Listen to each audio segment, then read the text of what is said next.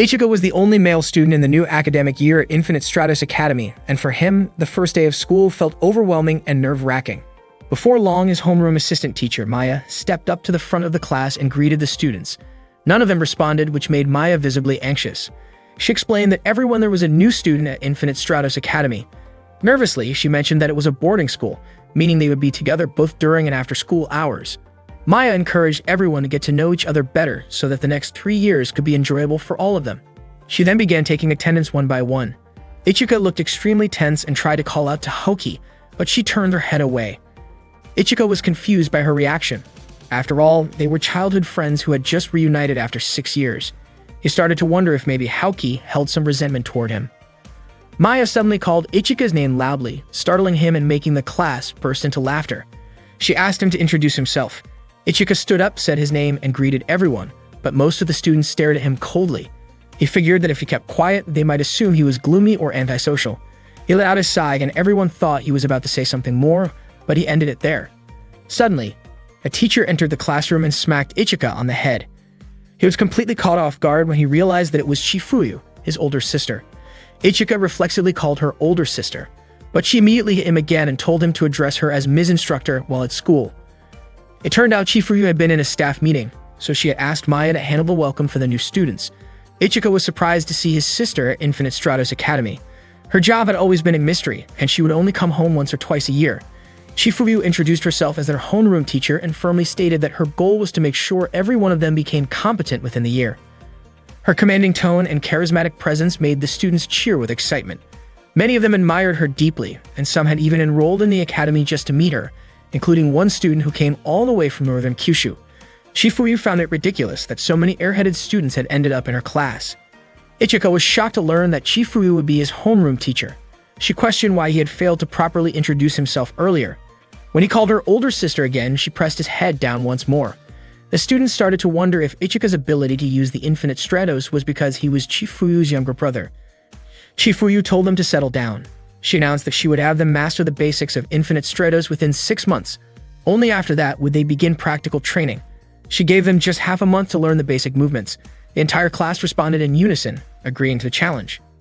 It turned out that Chifuyu had once been one of Japan's first-generation Infinite Stratos pilots, but one day she suddenly resigned and disappeared from the public eye. Even Ichika never knew that she had become a teacher, and he regretted worrying about her for so long. Maya then explained that Infinite Stratos was a type of multiform suit developed in Japan. It was originally created 10 years ago with the purpose of space exploration, but development was halted under the Alaska Treaty. The treaty prohibited Infinite Stratos from being used as a military weapon, so it was rebranded as a form of competitive sport. Infinite Stratos Academy was the only training school in the world dedicated to its pilots. Students from all over the globe gathered there to learn how to pilot the suits. Technically, only females could operate the Infinite Stratos, and Ichika was the sole exception, the only male in the world capable of using it. During the break, the students kept watching Ichika, curious about the only boy in the world who could operate an Infinite Stratos. Ichika felt uncomfortable and wished someone would come save him. Suddenly, Haoki approached and asked him to step outside the classroom. Ichika asked if there was something she wanted to tell him, especially since they had not seen each other in 6 years. Haoki looked really nervous. Ichika then congratulated her for winning the national kendo tournament. Haoki was surprised and asked how he knew about that. Ichika said he had read it in the newspaper. He smiled and said even though it had been 6 years since they last saw each other, he could still recognize her instantly, especially since her hairstyle had not changed at all. Haoki looked embarrassed but thanked him for still remembering her. Ichika said there was no way he could ever forget her. Just then, the bell rang. A few students had been watching them from a distance, wondering if Haoki might be a friend of Ichika's. Ichika invited Haoki to head back to class. Later that day, Maya had just finished explaining the lesson and asked the students if anyone had questions about the material. Ichika was completely confused and wondered if he really had to memorize everything in the book. Maya walked up to him and asked if there was anything he wanted to ask. Ichika admitted that he did not understand anything at all. Maya was shocked and asked the rest of the class if anyone else was having trouble with the lesson, but no one did, only Ichika was struggling. Then Chifuyu came over and asked Ichika if he had not read the textbook before school started. Ichika said he had accidentally thrown it away. Chifuyu slapped him and told him she would give him another copy, but he had to memorize the entire book within a week.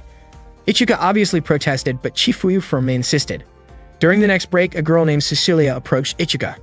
Charlotte was surprised by how Ichika responded. It came off as a bit rude.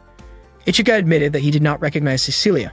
She was confused as to how he did not know who she was, considering she was the representative of the United Kingdom and had scored the highest on the entrance exam. Ichika then asked what country representative even meant. Cecilia was stunned and wondered if Japanese boys simply lacked basic general knowledge. Ichika asked again what a country representative was, and Cecilia explained that it referred to elite candidates chosen to represent their nation as Infinite Stratos pilots. Cecilia proudly described herself as an elite noble and said people should feel honored to be in the same class as her. Ichika replied that this meant he was lucky, which made Cecilia feel like he was mocking her. She could not understand how someone like Ichika had managed to enroll in the Infinite Stratos Academy while knowing so little. As far as she knew, he was supposed to be the only boy able to operate in Infinite Stratos, but now she was disappointed. Cecilia claimed she was generous, so if there was anything Ichika did not understand, she would teach him, as long as he was willing to ask her nicely. She also boasted that she was the only candidate who had defeated her examiner during the entrance exam. Ichika said that he too had defeated his examiner. Cecilia was stunned, unable to believe it. Ichika explained that the examiner charged straight at him, so he dodged, and the examiner ended up crashing into a wall and stopped moving. Cecilia was not having it. She could not accept that Ichika had defeated the examiner after all. She believed she was the only one who had ever done that. Just then, the school bell rang. Cecilia left but said she would continue their conversation another time. Classes ended for the day, and Ichika headed to his dorm room. When he opened the door, he suddenly heard a girl's voice from the bathroom. It turned out to be his roommate, who said she hoped they would get along. The girl had just finished showering and was wearing only a towel. Ichika was shocked to see Haoki in the room. She was extremely embarrassed and quickly tried to cover herself. She asked why Ichika was in her room, and he said he had been assigned to that room too. He had no idea Haoki would be his roommate. Haoki immediately grabbed her kendo stick and attacked him. She even stabbed it through the door as Ichika tried to close it. Ichika wondered if she was trying to kill him. He would have been seriously hurt if he had not dodged.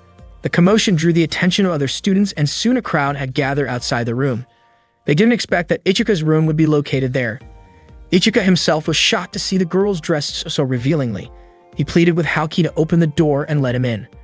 Haoki stepped out of the room and told Ichika to hurry and get inside.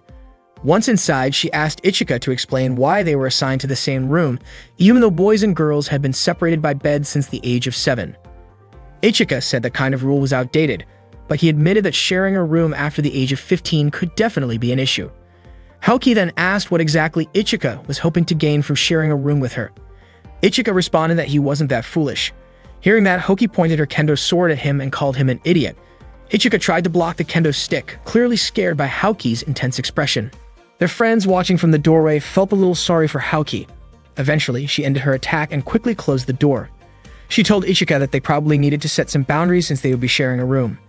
Haoki set up a bath schedule. She would bathe from 7 to 8, and Ichika could use the bathroom from 8 to 9. Ichika said he preferred to shower earlier. Haoki asked if Ichika expected her to stay sweaty after kendo practice. He pointed out that the kendo club had showers too, but Haoki insisted that she couldn't relax unless she used her own bathroom.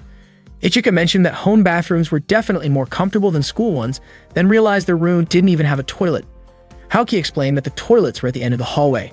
When Ichika commented that the school was full of female students, Haoki immediately brandished her kendo stick again.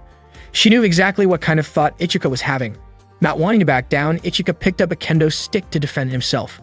But to his surprise, Haoki's bra had gotten caught on the tip of his kendo. Embarrassed, Haoki quickly grabbed it back. Ichika, completely innocent, commented that he hadn't realized she wore a bra. Flustered and humiliated, Haoki hit him out of frustration. The next morning at the cafeteria, Ichika and Haoki were having breakfast together. Ichika asked how long Haoki was planning to stay mad at him. She denied being upset, but Ichika pointed out that she looked clearly annoyed. While they were eating, some girls at another table were whispering about how Ichika was the younger brother of Chifuryu. Haoki grew irritated when Ichika casually mentioned her childhood nickname.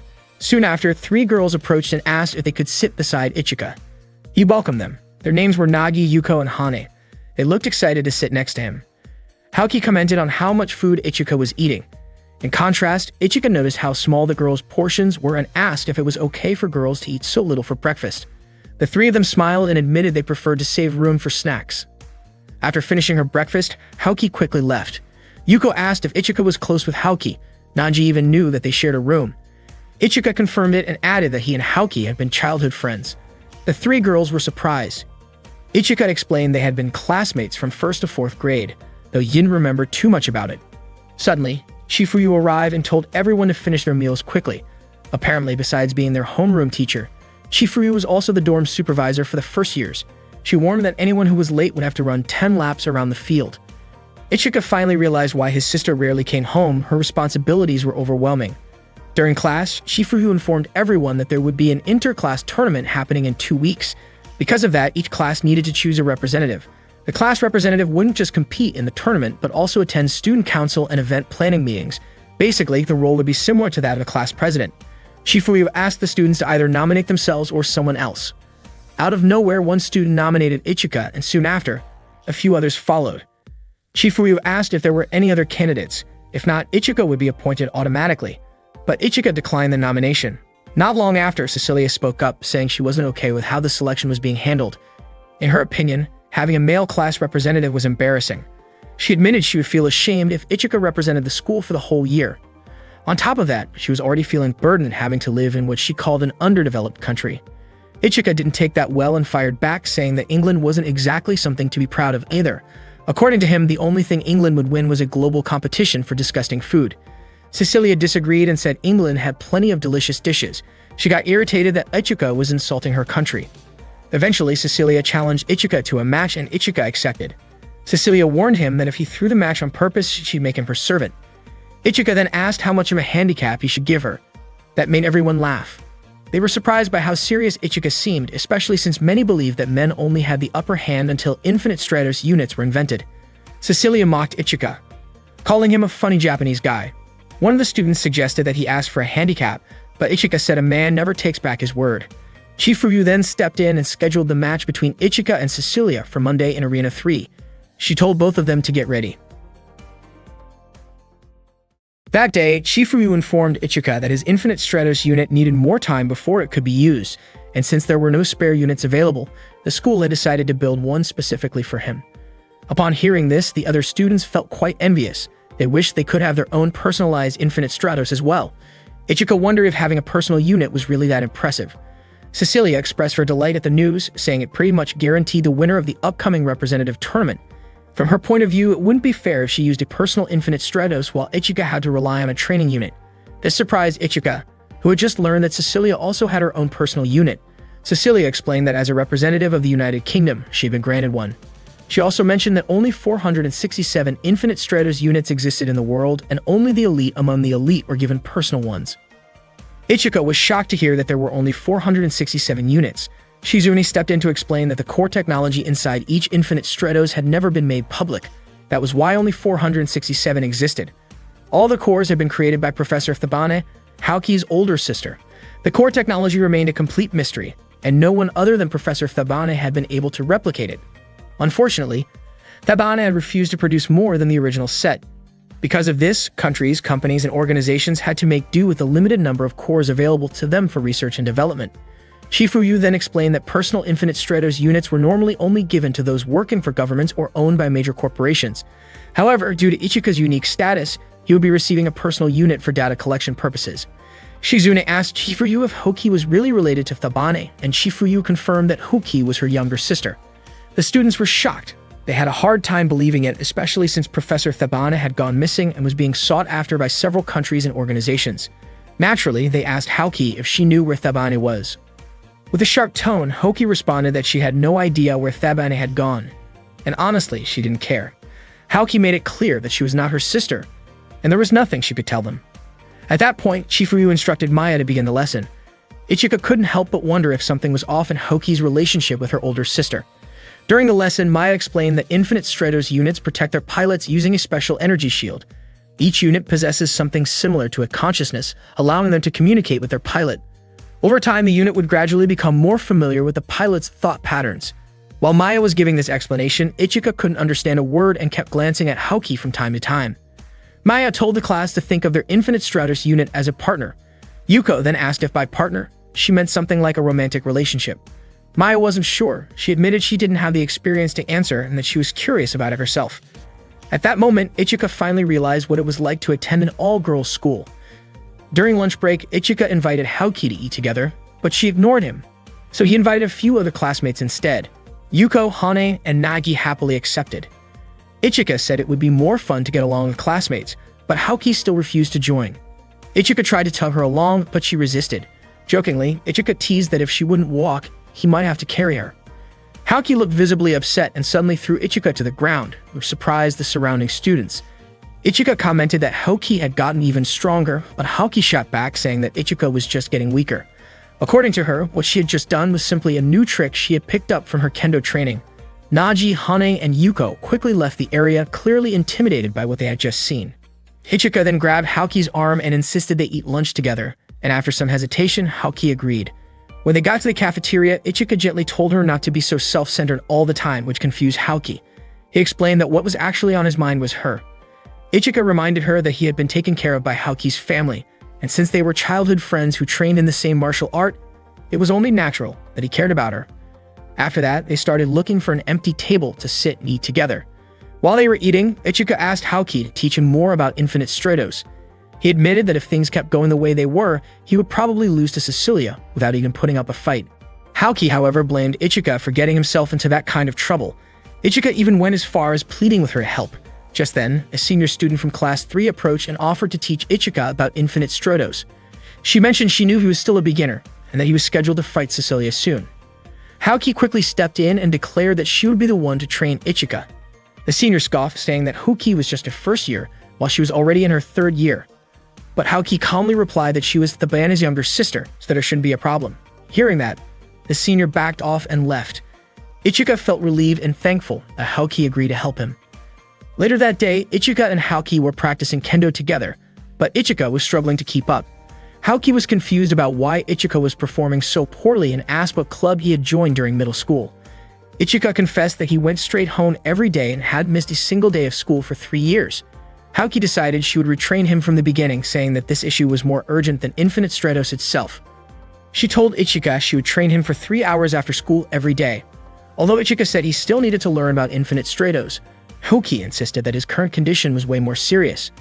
A few nearby students even began to doubt whether someone as unskilled as Ichika could actually control an Infinite Stratos unit. After training, Haoki started questioning whether she had been too harsh on Ichika. Still, she convinced herself that she had done the right thing, especially since he hadn't picked up a kendo sword in over a year. In her eyes, Ichika had changed a lot during the 6 years they had been apart. Determined to help him, Haoki made up her mind to continue training Ichika every day after school. That way, she could also spend more time with him. But then she grew embarrassed by her own thoughts and brushed them aside, trying to convince herself that she was doing all of this simply out of frustration with someone who wasn't taking martial arts seriously. A week later, the Infinite Stratos match between Ichika and Cecilia was about to begin. Ichika turned to Haoki and asked why she hadn't taught him anything about Infinite Stratos during their week of training. They had only practiced kendo the entire time. Haoki looked away and said that the unit Ichika was supposed to use hadn't been available yet.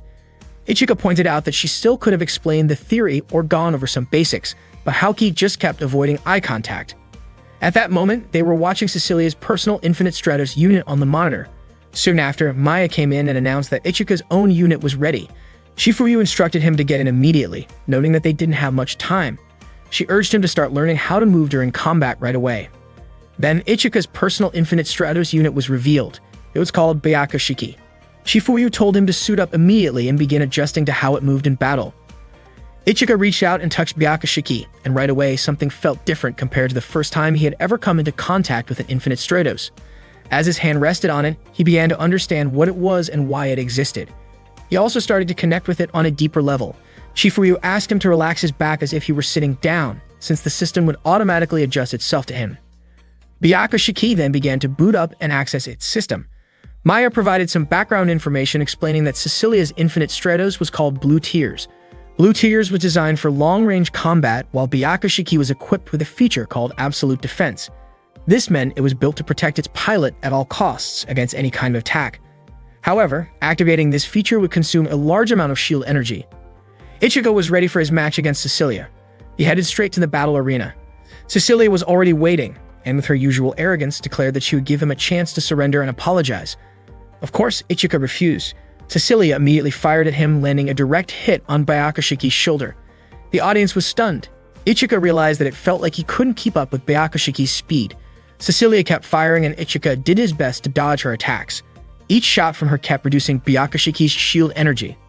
At that moment, it became clear that Byakushiki only had one weapon and Ichika decided to use it.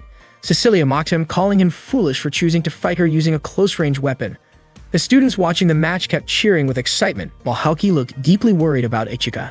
Cecilia admitted that Ichika was the first person who had managed to last that long in a debut match against her Blue Tears. She continued to attack, but Ichika kept dodging and closing the distance between them, which made Cecilia nervous.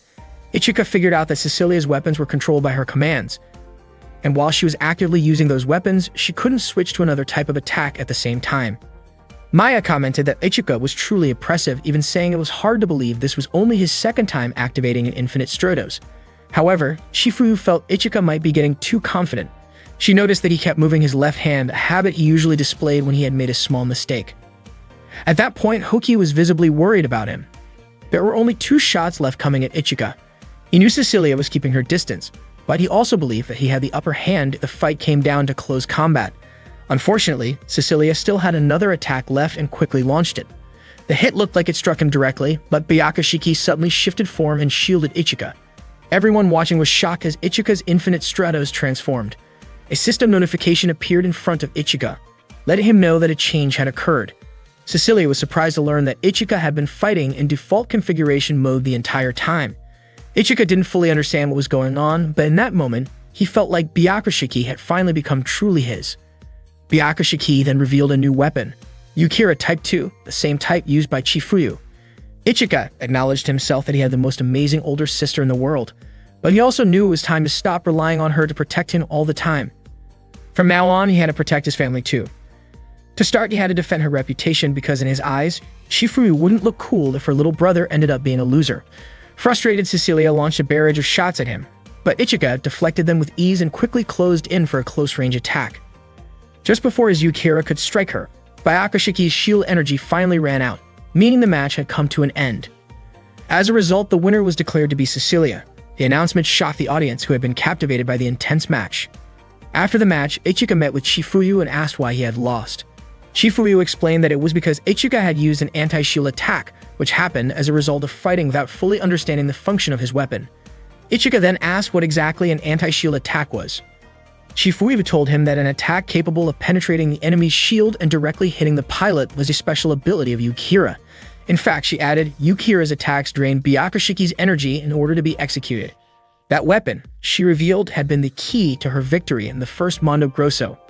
Hearing this helped Ichika understand why Byakushiki's shield energy had been depleted. Maya explained that an Infinite Stratos battle ends when one side runs out of shield energy. The anti-shield ability could defeat an opponent by draining the user's own shield energy, making it a double-edged sword. Shifuyu pointed out that in other words, Ichika's Infinite Stratos had its flaws. No was ever perfect, each one came with its own drawbacks. However, Ichika's had a stronger offensive capability compared to the others. At that time, Byakushiki was in standby mode, but it could activate at any moment if Ichika called for it. Maya handed Ichika the Infinite Stratos manual and asked him to read through it. After that, Ichika walked alongside Haoki. He was curious why she was staring at him. Haoki said losing was more frustrating than she expected and mentioned that starting tomorrow, they would begin training with their own Infinite Stratos units. She asked if Ichika wanted her to teach him. Ichika admitted he felt more at ease around Haoki than with any of the other girls, not only because she was the band's younger sister, but also because he believed she knew a lot about Infinite Stratos. Hearing this made Haoki a bit flustered, but she agreed to help and told him to make some time during the day starting tomorrow so she could teach him. Meanwhile, Cecilia was taking a bath, still thinking about the match earlier. The emotions she felt weren't exactly pleasant. Even though she had technically won the match, she had to admit that Ichika's abilities were impressive. That day, the students of Class 101 at Infinite Stratos High School were about to start their basic air movement training with their Infinite Stratos units. Shifuyu asked Ichika and Cecilia to demonstrate first. Cecilia stepped up right away and effortlessly activated her Infinite Stratos from the earring she wore. Ichika followed but seemed to have some trouble. Shifuyu pointed out that it should take less than a second for a pilot to activate their unit. Ichika focused, and after a short delay, he finally managed to activate Byakushiki. Afterward, Shifuyu instructed both Ichika and Cecilia to take flight. Cecilia soared through the air with impressive speed, while Ichika followed behind her. Shifuyu commented that Ichika was too slow. According to her, Byakushiki should have been faster than Cecilia's unit based on its specs. Ichika looked confused. He thought he had already imagined how to control it. However, Cecilia told him that simply imagining it was not enough. It would be better if he tried to find a method that truly worked for him. Ichika admitted that he did not fully understand how to fly and wasn't even sure how his own unit was able to fly at all. Hearing that, Cecilia offered to help him after school. Not long after, Chifuryu instructed them to dive and come to a quick stop. Cecilia executed the maneuver flawlessly. Ichika admitted she was amazing and gave it a try himself. However, as he attempted to land, Ichika lost control and crashed to the ground. Haoki, Maya, and Chifuryu quickly rushed to check on him. Ichika said he was in pain and Haoki looked relieved that he was okay. Chifuryu, however, was puzzled about what Ichika had done to leave such a hole in the ground.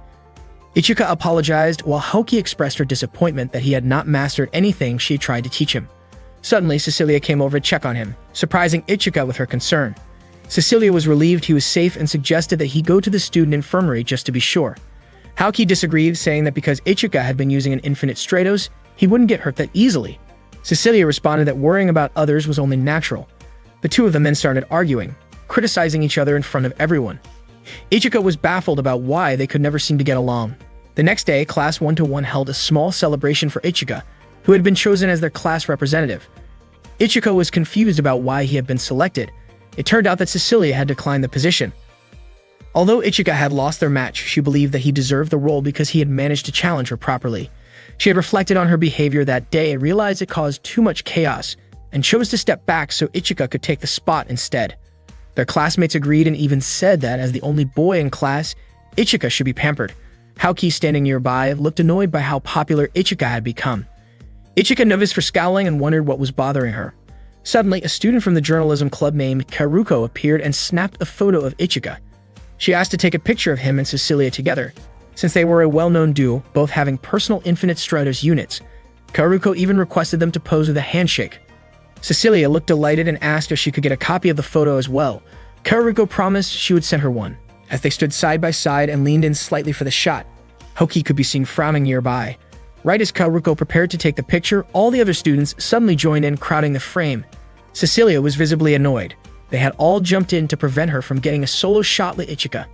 That night in their dorm room, Haoki mentioned that Ichika must have enjoyed the day.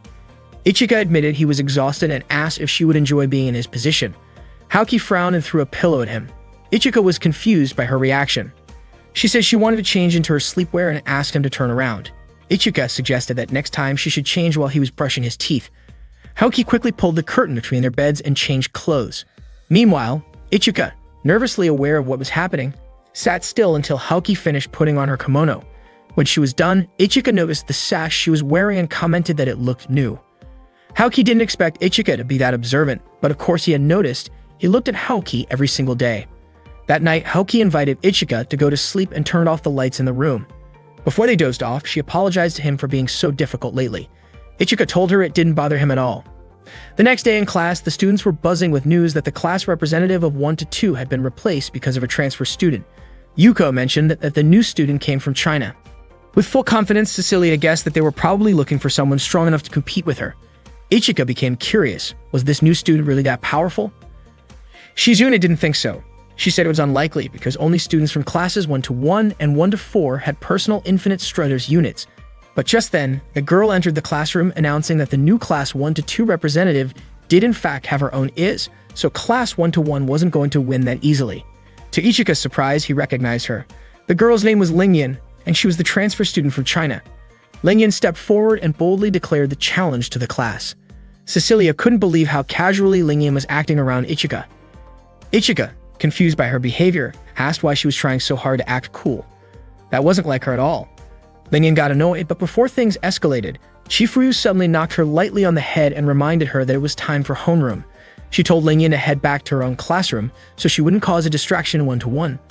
Lingyan left reluctantly, clearly not finished with Ichika just yet. Later during lunch in the cafeteria, Ichika ran into Lingyan again. He was still surprised that she had become her country's representative and now stood in for class 1-2. He asked why she hadn't told him beforehand. Lingyan said that if she had told him in advance, their reunion wouldn't have been nearly as dramatic.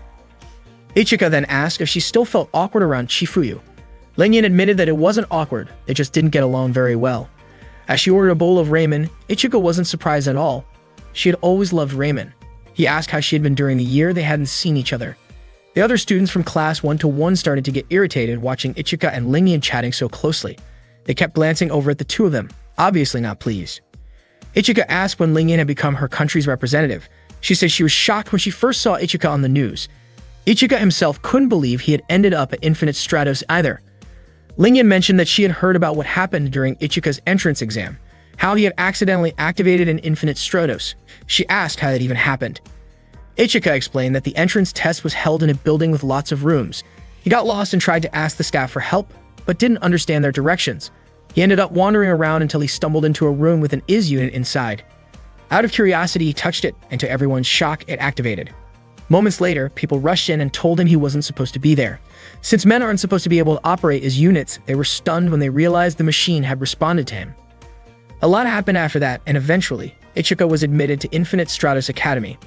Lingyan was surprised to hear how it all unfolded. Then, out of nowhere, Haoki and Cecilia showed up. They wanted to make sure, was Ichika dating Lingyan? Lingyan was caught off guard, and Ichika quickly explained that they were just childhood friends. He added that Lingyan had transferred away not long after Haoki had left their school. Ichika introduced Haoki to Lingyan, explaining that Haoki was his first childhood friend and Lingyan was the second. That made Haoki genuinely happy. She felt valued by Ichika. Lingyan then greeted Haoki and said she hoped they could get along from now on. Cecilia introduced herself as the representative from the United Kingdom. She also shared that she and Ichika had competed for the position of class representative. Unfortunately, while Cecilia was explaining all this in detail, Lingyan completely ignored her, which made Cecilia visibly annoyed. Instead of responding, Lingyan invited Ichika to train with her. She openly admitted that she wasn't interested in anything Cecilia was saying, which only made Cecilia angrier. At that moment, Haoki stepped in and mentioned that helping Ichika train had become her responsibility. Cecilia responded by saying she didn't need any help from someone from a rival class, but Lingyan said she simply wanted to talk to Ichika and suggested that the two of them should leave together. Cecilia was clearly irritated and called Lingyan arrogant, especially since she had joined later than the rest.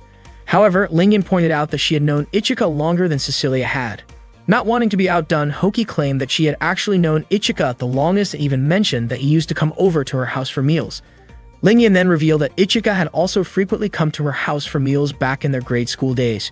Haoki and Cecilia immediately turned to Ichika, asking for an explanation. Ichika clarified that he had only eaten at Lingyan's family restaurant. Haoki and Cecilia were relieved to hear that the place he visited was just a restaurant owned by Lingyan's family. Ichika then asked how Lingyan's father was doing, and she said he was doing well. After that, Lingyan said she would see him again after finishing her training and walked away. After school, Ichika trained in Infinite Stratos with Haoki. Haoki had recently been granted permission to use an Infinite Stratos unit for training purposes, and starting that day, she would be the one helping Ichika train. The unit Haoki used was called Uchigen, a mass-produced Japanese model. Cecilia was surprised that Haoki had received approval that easily. Haoki told Ichika to start a long-range battle with her, and he immediately drew his sword. Just then, Cecilia activated her own Infinite Stratos and said that she would be the one to train him instead. The training continued into the evening. After they finished, Ichika felt completely exhausted. Haoki remarked that it was no surprise since he rarely exercised. Ichika admitted that the fatigue came from having to fight against two people. Haoki then walked off and invited Ichika to head back to the dorms. Ichika asked her to go ahead, as he still couldn't move his body properly. Haoki agreed and left first, mentioning that she needed to shower. Still resting, Ichika thought about how this kind of training would probably continue until the upcoming class battle. Not long after, Lingyan showed up and offered him a sports drink. Ichika hadn't expected her to be waiting for him. Lingyan seemed relieved to have a moment alone with him and asked whether he had felt lonely without her around. Ichika admitted that losing a friend would definitely make him feel lonely, but that wasn't quite what Lingyan meant. She thought Ichika might want to talk to her about something deeper, especially since she was a childhood friend who had suddenly come back into his life. Instead, Ichika asked whether she had contacted any of their old middle school friends, saying they would be happy to hear she had returned. That clearly wasn't the response Lingyan was hoping for. Ichika didn't continue the conversation and said he wanted to go back to his room, thinking Haoki was probably done showering. Lingyan then asked what kind of relationship he had with Haoki. Ichika explained that Haoki was his first childhood friend and Lingyan was the second. Confused, Lingyan asked what childhood friends had to do with taking a shower. Ichika explained that he was sharing a room with Haoki because the school couldn't arrange a separate room for him. He added that he was actually thankful to be sharing a room with someone he already knew. Otherwise, he might have had trouble sleeping due to nerves. Hearing this, Lingyan grew quiet. Then, all of a sudden, she asked Haoki to switch rooms with her. Haoki, clearly confused, asked why they needed to switch rooms in the first place. Lingyan was convinced that Haoki would definitely not be comfortable sharing a room with a guy. Haoki admitted that she never said anything like that, especially regarding her situation with Ichika. Lingyan told her not to worry because she and Ichika were childhood friends. Ichika, of course, didn't want to get involved in that matter. Still, Haoki refused to switch rooms and firmly told Lingyan to go back to hers. Lingyan then asked Ichika if he remembered the promise they made back in grade school. Haoki became annoyed because Lingyan ignored what she had just said. She quickly drew her kendo sword toward Lingyan. In response, Lingyan activated part of her arm to block it. Lingyan pointed out that Haoki's strike could have been dangerous if her opponent wasn't protected. Haoki then put her sword away, and Ichika and Lingyan continued discussing the promise they had mentioned earlier. Ichika thought the promise was about Lingyan saying she would cook sweet and sour pork for him every day if he said she was good at cooking. To him, that kind of deal sounded great, like getting treated to food every day, which was perfect for a single guy. Lingyan immediately slapped him and called him rude for forgetting a promise he made to a girl. Ichika was confused about why she was so mad. Lingyan was upset because Ichika misunderstood the meaning of that promise. When Ichika asked her to explain what it actually meant, she couldn't bring herself to say it directly. Instead, she proposed that whoever won the class versus class match next week could ask the loser for one favor. Ichika agreed. If he wanted, she had to tell him what the promise really meant. After that, Lingyan walked away and Haoki looked annoyed at Ichika. That day was the day of the class versus class match. In the first round, Class 1-1, represented by Ichika, would face Class 1-2, represented by Lingyan. Lingyan's Infinite Stratos was called Shenlong, which was a close combat type, similar to Ichika's Byakushiki. Cecilia reminded Ichika not to drop his guard. Haoki told him to stay calm and assured him that if he fought like he did during training, he would win.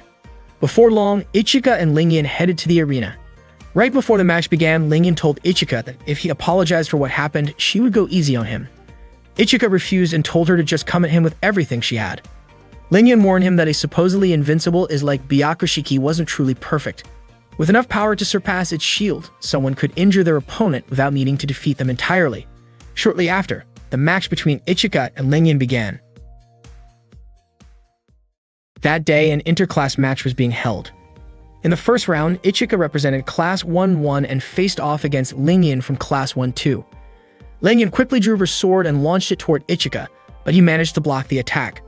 Lingyan praised him for being able to stop her first move. Without wasting a moment, Lingyan duplicated her swords and launched another assault. Ichika did his best to block her attack, pushing himself to the limit, which fired up the crowd with excitement. Haoki was watching from the monitor room alongside Cecilia, Chifuyu, and Maya. Haoki looked genuinely worried about Ichika's condition, while Cecilia seemed confused about what he was doing. She urged him to use the cross-grid turn maneuver that she had taught him earlier. At that moment, Lingyan fused her two swords and spun them around, preparing for another strike. All Ichika could do was wait for the right moment and dodge slightly. Lingyan fired a cannon blast that only grazed him, but before he could react again, she unleashed another shot, which sent Ichika crashing to the ground. Haoki was shocked by the sudden attack. Maya explained that Lingyan had just used a pressure cannon. That weapon gathers compressed air and shoots it out like a bullet. It turned out that Lingyan's Infinite Stratos was a third-generation unit, just like Cecilia's Blue Tears. Ichika tried to get back on his feet, but Lingyan kept firing at him repeatedly. He managed to dodge the incoming shots skillfully, even though the dragon cannon's bullets were invisible to the naked eye. Maya suspected that the cannon didn't have a fixed firing angle, meaning it had almost no blind spots. At that point, Ichika realized he needed to take the offensive or else Lingyan would eventually overpower him. He planned to use the same weapon that Chifuyu had once used. During a previous training session, Ichika had asked if Yukira was the only weapon compatible with Byakushiki. According to Chifuyu, it was all he needed to win. One clean strike would be enough. Ichika had told her not to compare him to a world champion. Chifuyu believed that a beginner like Ichika wouldn't survive a long-range battle. She explained that fighting from a distance meant he had to factor in recoil control, shot trajectory, range estimation, quick stops, absolute rotation, as well as weapon characteristics, air pressure, enemy shield types, and more. Ichika was overwhelmed by how much she listed. Chifuyu had pointed out that Ichika was better off focusing on one thing at a time since he was her younger brother. Back in the match, Ichika planned to launch a shield-breaking attack and believed he could pull it off. He called out to Lingyan and told her that from that moment on, he would fight her seriously. Lingyan looked thrilled to hear that. Ichika took off at full speed, hoping Lingyan would chase him. Meanwhile, Maya, who was still observing the match, suspected that Ichika had a plan. Chifuyu confirmed it, saying he was probably about to use Ignition Boost, something she had taught him herself. Ignition Boost was a surprise maneuver that dramatically increased his speed, allowing him to close the distance with his opponent. If the timing was perfect, he could win the match, but it could only be used once. Lingyan kept attacking, firing shot after shot. Ichika increased his speed to dodge them all. When he finally got close enough, he used the Yukira sword. The attack was powerful enough to damage the arena's shield system and trigger a huge explosion. Everyone watching was stunned, unsure of what just happened. Some even thought it was an earthquake.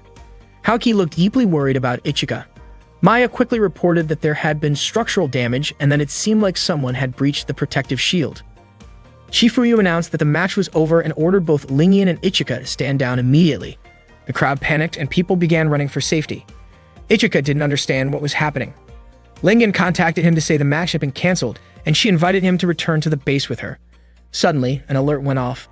An unidentified Infinite Stratos had locked onto a target, and that target was Ichika.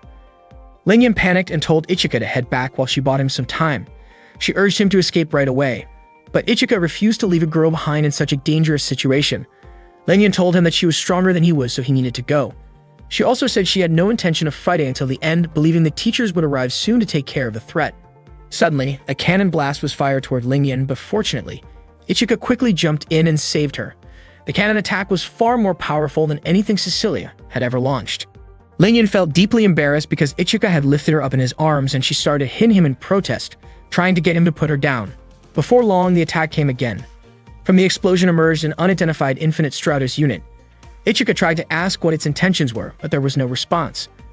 Shortly after, Maya contacted Ichika, urging him to leave the area immediately. She explained that the teachers were on their way with their own Infinite Stratos units to deal with the situation.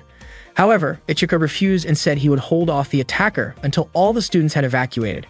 Maya strongly advised against that, but Ichika insisted. He asked Lingyan to get ready to fight. Still feeling flustered after being carried, Lingyan continued to squirm and demanded that Ichika let her go. The unidentified Infinite Stratos began bombarding them with rapid fire. Lingyan remarked that whoever was piloting it seemed extremely enthusiastic. She then told Ichika to charge at the enemy with Yukihira, while she would provide support. They got ready to execute the plan. The unknown unit aimed at Lingyan, who fired back with her own cannon. The two engaged in an intense exchange, flying higher and higher into the sky. During the battle, Maya kept trying to contact Ichika and Lingyan, but there was no response. Chifuyu, observing the situation, told Maya to leave them be. After all, they had volunteered to fight. Maya wondered if Chifuyu wasn't worried, but Chifuyu calmly advised her to stay composed and have some coffee. As she stirred her cup, she accidentally added salt instead of sugar. Maya, Haoki, Cecilia, and Chifuyu continued monitoring the battle from the control room. Seeing how dangerous things looked, Cecilia asked Chifuyu for permission to deploy her Infinite Stratos so she could assist Ichika and Lingyan. But unfortunately, the area's security level had been raised to level 4, and all the doors had been locked. They suspected the unidentified was behind the lockdown, which meant Ichika and Lingyan couldn't escape, and no one could go in to help them. The battle raged on. Ichika took a heavy hit from the unknown unit. Meanwhile, the students inside couldn't get out due to the locked doors. Cecilia suggested contacting the government to declare a state of emergency. Chifuyu told her that it had already been done, and some of the third-year students were currently trying to break through the system. If they managed to override the lockdown, reinforcements could be sent in. Cecilia, feeling helpless, realized all she could do was wait. Chifuyu pointed out that Cecilia wasn't technically suited for backup. Blue Tears was optimized for solo combat against multiple targets. In a team setting, Cecilia could potentially be more of a hindrance than a help. Cecilia was clearly offended by that, but Chifuyu challenged her by asking whether she had ever done any team coordination drills. What was her role in a group strategy? What did her team attacks look like in simulations? What kind of enemy strength had she faced, and how long could she stay active? Cecilia couldn't come up with an answer. Haoki kept watching Ichika's movements on the monitor. At that moment, Lingyan managed to land a hit on the unidentified and Ichika moved in to follow up with a strike. But something was off. He was struggling. Lingyan couldn't understand why Ichika wasn't hitting the target properly, especially since this was the 4th time they had attempted their coordinated attack. By that point, the shield energy of Byakushiki was running dangerously low. Ichika only had enough power left to use his shield-piercing attack one more time. The unidentified Infinite Stratos continued to rain down gunfire on them, and all they could do was dodge. Lingyan said they couldn't beat the opponent without a solid plan. Ichika told Lingyan to run, but she firmly refused. As a national representative, she couldn't just leave him behind. Ichika then asked her to cover him from the rear.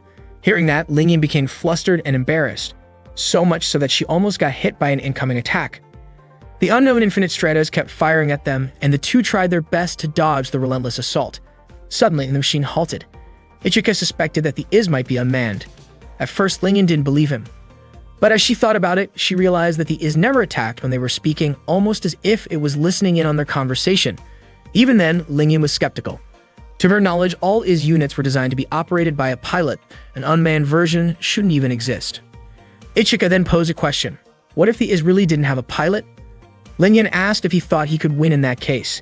Ichika replied that if it was truly unmanned, then he wouldn't have to hold back. Meanwhile, Hoki tried to break out of the building to help Ichika. At that moment, Ichika considered using his Yukira Type 2's most powerful attack, Riryaku Byakuya. According to him, the weapon was far too strong to be used during training or practice battles. But if he was up against a pilotless IS, then there would be no need to hold back. Unfortunately, Lingyan pointed out that none of Ichika's attacks had landed so far. Ichika promised that this time his strike would hit its target. He asked Lingyan to fire her cannon at full power toward the enemy once he gave the signal. Just as Ichika was about to move, Haoki suddenly shouted for him to defeat the machine. The unknown immediately turned its attention to her and began charging its weapon. Ichika quickly told Haoki to run and at the same time instructed Lingyan to carry out their plan. He then asked Lingyan to shoot at him. When her cannon fired in his direction, Ichika absorbed the transformation energy and dashed forward, unleashing a full-powered slash at the IS. He did it for Chifuryu, Haoki, Lingyan, and everyone at the IS Academy. His attack landed successfully, but Ichika was hit hard in the process. As the enemy machine began to weaken, it slowly approached the unconscious Ichika lying on the ground. Just as it got close, a long-range shot blasted it away. It was Cecilia. Haoki was shocked. She hadn't even realized Cecilia had arrived. Ichika asked Cecilia to finish it off. With her long-range attack, she managed to take it down. Ichika told her he knew she could do it, and Cecilia's face turned red with embarrassment after hearing his praise. Suddenly, an alert blared. The enemy was reactivating. IS stood back up and aimed its weapon again. Without hesitation, Ichika charged forward to strike it head-on. After the battle, Ichika lost consciousness and was taken to the student infirmary. Lingyan stayed by his side. While sitting next to him, she leaned in slowly, about to kiss him. But just as she got close, Ichika suddenly opened his eyes, surprising her and stopping her in her tracks. He asked why she was there and why she looked so flustered. Embarrassed, Lingyan denied being panicked. Ichika then asked about the unknown IS. Lingyan told him that it was no longer moving and reassured him that he was the only one injured. Suddenly, Ichika brought up a memory. They once talked about sweet and sour pork at sunset. Back then, Lingyan told him that if she ever became a great cook, she wanted him to eat her sweet and sour pork every single day. Ichika then asked what she really meant by that. He had honestly thought she was just offering him free food. Lingyan was surprised and mentioned that someone could get better at cooking if there was someone willing to eat their food. Ichika admitted that he wanted to try Lingyan's cooking, saying that her food tasted really good and he would love to eat it again. Lingyan then told him that her family's restaurant no longer existed. It turned out her parents had divorced, and that was the reason she had to return to China. Out of nowhere, Ichika invited Lingyan to hang out with him sometime. Lingyan began to wonder if he was asking her out on a date. Just then, Cecilia entered the student infirmary to check on Ichika. As soon as she saw Lingyan there, she got annoyed and reminded her that they had agreed not to make any moves on him until he was out of bed. Not long after, Hoki arrived as well, saying that Cecilia had cut in line before her. Lingyan, clearly irritated, told both of them to leave, saying that Ichika was her childhood friend. Despite that, they continued arguing over him. Ichika then asked where Chifuryu was. None of them knew, even though she had been with them earlier. Meanwhile, Chifuryu and Maya were investigating an unidentified Infinite Stratos unit that had been detected without a pilot. Its core hadn't been registered. There were only 467 known cores in the world, but this unit wasn't among them. Maya couldn't understand how that was even possible. That day, Ichika was hanging out with Don and told him that he was currently attending a school where all the students were girls. Don figured that must be pretty fun. Ichika said he was really glad that Lingyan had also enrolled in the same school, since it gave him someone to talk to. He admitted that it was tough not having anyone to chat with most of the time. Not long after, Don's younger sister Ron walked in to let him know that lunch was ready. She was surprised to see Ichika in Don's room, and Ichika greeted her casually. Ron quickly adjusted her clothes, clearly unaware that Ichika was there. Since Ichika had a day off from school, he had stopped by Don's place after returning home. Don reminded Ron to knock before entering someone else's room. Ron quickly told her older brother to stop talking so carelessly in front of Ichika. That day, Ichika ended up eating at Don's family restaurant. Ron encouraged him not to feel shy around her. Ichika noticed that Ron was dressed quite neatly and asked if she was heading out, maybe even going on a date, but Ron quickly denied it. Seeing how casual Ichika was, Don guessed that he probably acted the same way at school and felt kind of sorry for Lingyan. Later that evening, back at the dorm, Maya came to visit the room Ichika shared with Haoki. She informed them that room arrangements had been finalized and that Hoki would need to move out. Haoki was surprised and asked if she had to move immediately. Maya explained that the school couldn't allow male and female students to stay in the same room for that long, and she also believed that there was no way they had been able to relax the entire time. Ichika told Haoki not to worry about him. He even commented with a grin that waking up without her in the room might actually be refreshing. Hearing that, Haoki looked visibly annoyed and said she was ready to move out right away. Ichika was confused about why she seemed so irritated, but decided not to dwell on it. A short while later, Haoki knocked on Ichika's door. Ichika thought maybe she had left something behind, but it turned out she wanted to talk to him about an upcoming one-on-one match. She told Ichika that if she won the match, she'd take him somewhere afterward. Unexpectedly, Nagi, Hane, and Yuko overheard the conversation and were thrilled by the news, thinking it would become the talk of the school. The next day, students in class were buzzing about the rumored one-on-one match happening next month, where the winner would supposedly get to go on a date with Ichika. Somehow, the story had gotten twisted, and it was no longer accurate. Yuko and Nagi were confused about how it had spread like that. That morning, Ichika entered the classroom and asked his classmates what rumors they were talking about, but no one wanted to tell him. A few moments later, Chifuyu entered the room to begin the lesson. Maya then announced that a new transfer student would be joining their class that day. Soon, a student entered and introduced himself at the front of the class. He said his name was Charles, and that he had come from France. He mentioned hearing that there was a guy at this school who looked just like him, so he decided to enroll at Infinite Stratos. The whole class erupted in excitement because another male student had joined them. Chifuyu quickly calmed everyone down and announced that Class 1-1 would be training with Class 1-2 that day. She told them all to change clothes and gather at the second field. She also asked Ichika to look after Charles. Charles greeted Ichika and introduced himself properly, but Ichika didn't respond right away because he was in a rush to get ready. He grabbed Charles by the hand and led him out of the classroom so the girls could change clothes. Ichika brought him to the locker room and was confused when Charles seemed to be shivering slightly. Suddenly, some of the girls blocked their way, clearly excited and impressed by both Ichika and Charles. Ichika quickly told Charles they needed to run. Charles was confused about why everyone was acting so wild, so Ichika explained that the reason was simple. He and Charles were the only boys in the entire Infinite Stratos school. They managed to make it to the locker room, and Charles apologized for being a hassle on his first day. But Ichika told him not to worry about it and actually thanked him. Having another guy around meant a lot, and Ichika hoped they could get along well. He then properly introduced himself to Charles. Before they knew it, they were almost late. Ichika quickly started changing clothes. As he took off his shirt, Charles immediately turned away and covered his face in surprise. Ichika asked Charles to change clothes quickly since their supervising teacher was very strict about being on time. Charles looked nervous and asked Ichika to turn around while she changed. Ichika was a bit puzzled about how Charles could change so quickly. He mentioned that he often had trouble wearing that kind of outfit because it was too tight and could get stuck. Charles's face turned red when she heard that. Ichika noted that her outfit looked really comfortable, and it turned out to be from the Duno Corporation, which belonged to her family. Her father was the director of that company, and according to her, it was probably the biggest Infinite Stratos manufacturer in France. Ichika wasn't surprised. Her refined aura and well-mannered behavior made sense if she was the daughter of a company director. Once all the students had gathered on the field, Chifuyu began the training session. First up was a demonstration battle. Chifuyu called on Lingyan and Cecilia to step forward since both of them had their own personal Infinite Stratos units that were ready to deploy. In truth, neither of them enjoyed being the center of attention, but Chifuyu encouraged them to show some energy since this was their chance to show off in front of the whole class. That immediately lit fire under them. They got excited and were ready to go. Cecilia and Lingyan were eager to fight each other, but to their surprise, their opponent turned out to be Maya. Suddenly, Maya activated her Infinite Stratos and accidentally fell from a height, landing on Ichika. Ichika ended up on top of her, and his hand accidentally touched her chest. Maya reminded Ichika that this wasn't something he should be doing, but if it kept happening, then Chifuyu would become her sister-in-law, and that wouldn't be too bad. Ichika quickly pulled his hand away, clearly flustered. Right after that, an energy blast from Cecilia nearly hit him. It turned out she had fired on purpose, clearly annoyed by what had just happened. Lingyan wasn't happy either. She threw both her swords at Ichika, but fortunately, Maya shot them down in time. She asked if Ichika was okay, and he thanked her for saving him. Chifuyu then explained to the students that Maya used to be a candidate to represent her country, and for her, dealing with attacks like that was nothing. Maya humbly stated that she was just a former candidate, nothing more.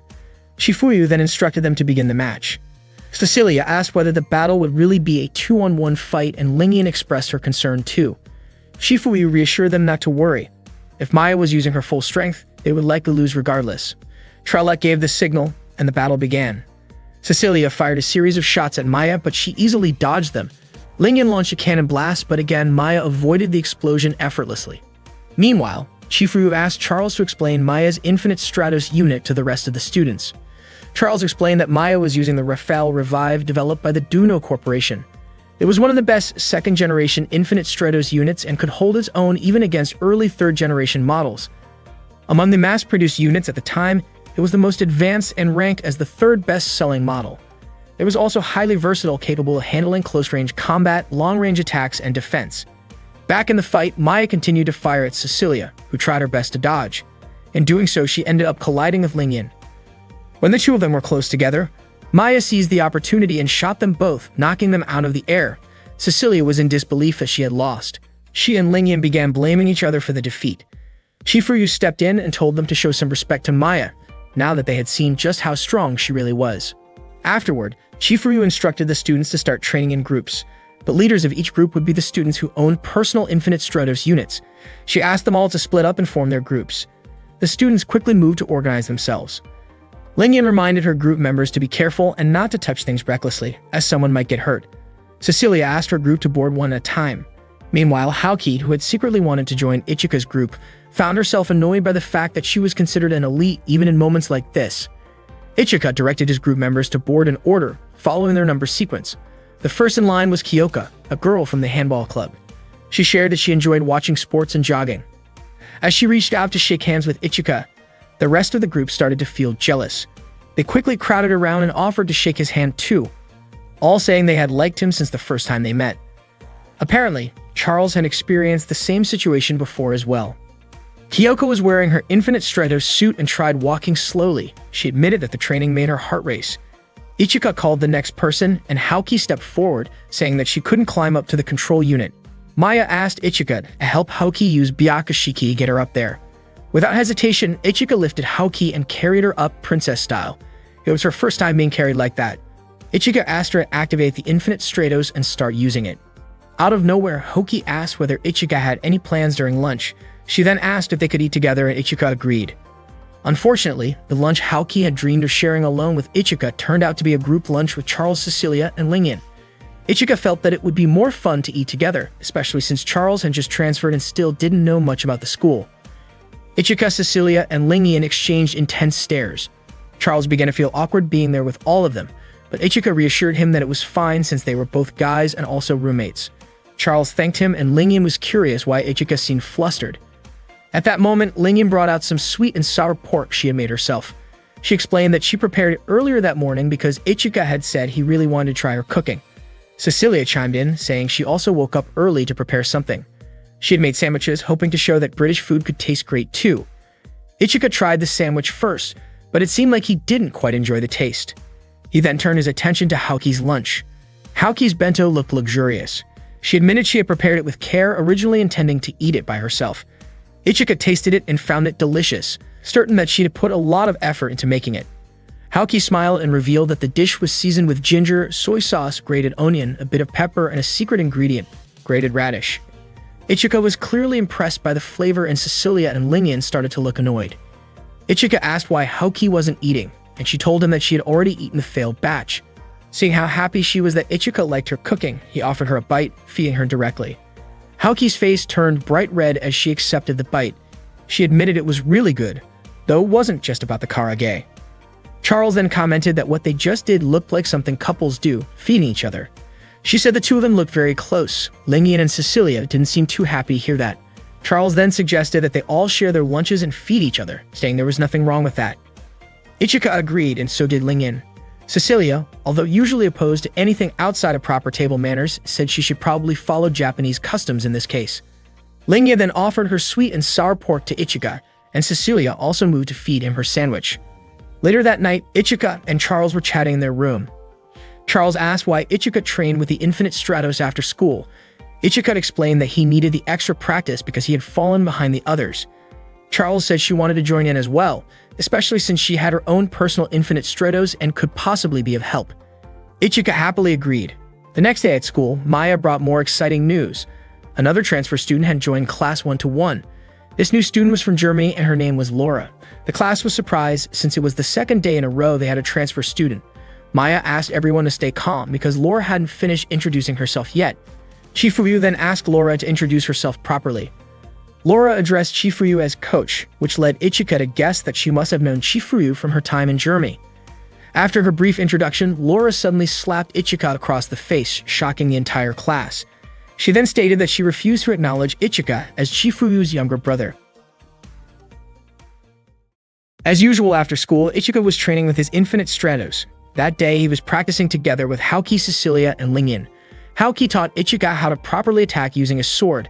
Lingyan guided him to understand the essence of Infinite Stratos by feeling it, while Cecilia gave him instructions on defense and evasion. But all of their explanations only left Ichika feeling confused. He didn't understand any of it. The girls were puzzled as to why Ichika couldn't grasp the basics. Not long after, Charles arrived with her own Infinite Stratos and invited Ichika for a practice match. Ichika agreed. Their match quickly caught the attention of other students who gathered to watch. Charles was piloting Raphael Revive, a second-generation Infinite Stratos from France. As the match began, Ichika immediately drew Yukihira. Charles launched into the air and began firing down at him from above. The students were amazed by the intensity of the battle. Haoki looked especially worried about Ichika. He tried to fight back, but Charles dodged his attack and countered, repeatedly targeting him until Byakushiki's shield energy was completely depleted. After the match, Charles explained that Ichika had lost because he still wasn't capable of long-range attacks. She asked if Byakushiki didn't come with an equalizer. Ichika replied that all of Byakushiki's bust slots were already occupied. Charles pointed out that this setup allocated more power to his one-off ability. The one-off ability is a feature that activates when the Infinite Stratos and its pilot are in perfect sync. In the case of Byakushiki, that ability is called Raryakubakia. Ichika said Charles' explanation was the first one that actually made sense to him. At that moment, Haoki, Lingyan, and Cecilia were watching from a distance and clearly annoyed. None of them could believe that Ichika only understood things when Charles explained them. Ichika thought the Raryakubakia was a wild move, especially since it used up shield energy to launch an attack. Charles said the ability was similar to the one used by Chifuyu's Infinite Stratos. But just because Ichika and Chifuyu were siblings didn't mean he could master that kind of power without serious effort. Charles then offered to help Ichika train for long-range shooting. Ichika was hesitant, saying he probably couldn't use someone else's equipment. But Charles clarified that if the original owner disabled the safety lock, then any registered pilot could use it. She helped Ichika aim by guiding his arm, and their close proximity made Haoki, Lingyan, and Cecilia visibly irritated. Charles continued helping him aim at a few targets in front of them. She then asked Ichika what he thought about this way of practicing. Ichika said the movements were really fast. Suddenly, Laura appeared piloting a third-generation German Infinite Stratos model that was reportedly still in the experimental stage. Lingyan looked frustrated by Laura's presence. After all, Laura had slapped Ichika in class not long ago. Without warning, Laura challenged Ichika to a fight. Ichika declined, saying he had no reason to battle her. But Laura insisted that she had her own reasons. Ichika suggested she wait, since there was going to be an inter-class match soon anyway. Ignoring his words, Laura fired a sudden shot at Ichika. Charles quickly moved in and shielded him. Charlotte commented that the German girl seemed to have a short temper for attacking so suddenly. Charles immediately raised her weapon toward Laura. Laura arrogantly dismissed the French-made second-generation Infinite Stratos, belittling its capabilities. Charles, however, confidently defended her machine, saying it was far more practical than a third-generation German unit that might never be ready for mass production. Just as the confrontation escalated, Chifuyu stepped in and sternly reprimanded the students. Laura backed off and left for the day. Still curious, Haoki asked Ichika what had just happened. Meanwhile, Cecilia asked Ichika what kind of relationship he actually had with Laura. In the locker room, Charles approached Ichika and asked if he was okay. Ichika thanked Charles for helping him earlier. Charles was about to head back to the room first, and Ichika asked why he did not just take a shower there. He also pointed out that Charles had never changed clothes with him before, which made him curious. Charles tried to avoid the topic, but Ichika grabbed his arm and even wrapped his arm around him. Ichika said he wished Charles would occasionally change clothes with him, but that made Charles nervous and uncomfortable. Charles suddenly shouted and ran off. Ichika was left confused, not understanding why Charles reacted that way. After changing his clothes, Ichika walked to his room, still thinking about when Laura slapped him and said she refused to acknowledge him as Chifuyu's younger brother. As he approached, he overheard Laura talking to Chifuyu, asking what she was doing in a place like that. Chifuyu explained that she had a duty to fulfill. Curious, Ichika quickly hid so he could listen in. Laura questioned what kind of duty Chifuyu could possibly have on that eastern island. She pleaded with Chifuyu to return to training in Germany. From Laura's perspective, not even half of Chifuyu's abilities were being put to proper use at the school. She felt that the students there were not worthy of Chifuyu's guidance, claiming that they lacked awareness about Infinite Stratos and treated it more like a fashion statement than something serious. To Laura, Chifuyu was wasting her time. Chifuyu asked her not to say such things again. She told Laura that she had become someone important to her, especially since they had not seen each other for a while. Then she asked if Laura had ever thought of herself as someone chosen at the age of 15. Laura was surprised to hear Chifuyu say that. Chifuyu then told her to go back to class, and Laura ran off. Unexpectedly, Chifuyu had actually noticed Ichika's presence. She said she did not approve of his habit of eavesdropping. Ichika was confused by the way his sister treated him. Chifuyu told him he should spend his free time training because with the way things were going, she was sure he would lose in the first round of the upcoming end-of-month tournament. Before she left, Ichika asked whether Laura's refusal to recognize him as her younger brother was because Chifuyu had lost her chance to win a second championship because of him. Chifuyu told him that it was in the past and there was no need to dwell on it. She then walked away. There was a past event on the day of the second Mondo Grosso Finals, the World Championship for Infinite Stratos. Ichika had been kidnapped by someone. He did not know what the kidnappers wanted from him. He was tied up and held captive. Chifuyu came to rescue him even though it meant leaving the final match. As a result, she was disqualified. She had been the undeniable favorite to win the tournament 2 years in a row, so her sudden loss caused a major uproar. To repay the German military unit that had given her Ichika's location, Chifuyu worked as a trainer for the German Infinite Stratos forces for 1 year. Ichika realized that all of this happened because of his own weakness. He felt ashamed for being such a burden as a younger brother. He thought maybe it was time he stopped relying on Chifuyu all the time. Ichika arrived at the room while Charles was in the shower. Realizing the soap was out, he decided to bring her some. Without thinking, he opened the bathroom door. Charles was, of course, shocked to see him. She quickly covered herself. Ichika noticed that her body looked more like a woman's. Charles was extremely embarrassed while Ichika quietly handed her the soap. After stepping out, Ichika finally realized what he had seen. Charles was overwhelmed with embarrassment, knowing that Ichika had seen her bare body. After the shower, they both looked awkward sitting in the room until Ichika invited her to have some tea together. He made the tea and handed it to Charles. Their hands accidentally touched and Charles got flustered. In her nervousness, she spilled the tea on Ichika's hand. He cried out in pain and quickly rinsed his hand with cold water. Charles immediately apologized and checked on his hand. As she leaned closer, Ichika pointed out that her chest was pressed against his arm. Charles was stunned and quickly turned around, calling Ichika flirtatious. Ichika, in turn, was confused by her accusation. Afterward, Ichika asked why she was pretending to be a boy. Charles revealed that it was her parents' decision. It was a direct order from the director of Duno. Charles shared that he wasn't born from the official wife of the Duno director. He opened up about having lived apart from the director for several years before being brought into the family 2 years ago. When Charles' mother passed away, staff from the Duno company came to pick him up. After undergoing numerous tests, it turned out that Charles was highly compatible with the Infinite Stratos. That's when he unofficially became a pilot. During all that time, Charles had only met his father twice, and their conversations never lasted more than an hour. Not long after, the Duno company fell into a financial crisis. Ichika was surprised, especially since Duno was known as the world's leading Infinite Stratos manufacturer.